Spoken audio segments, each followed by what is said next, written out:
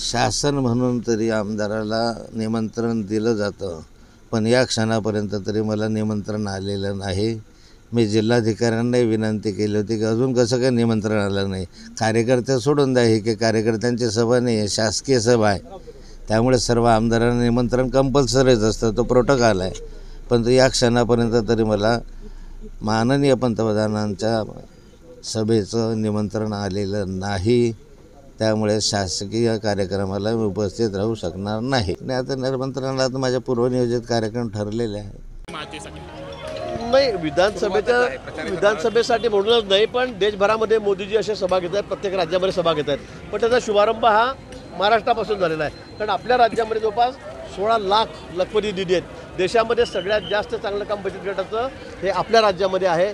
16 लाखाच्या वर आमच्या लखपती दिदी झाले आहेत। लखपती म्हणजे बचत गटाच्या माध्यमातून काम करून त्यांनी त्यांचं उत्पन्न लाखामध्ये केलेलं आहे, आणि म्हणून त्यांनी महाराष्ट्राला या ठिकाणी प्रायोरिटी दिलेली आहे।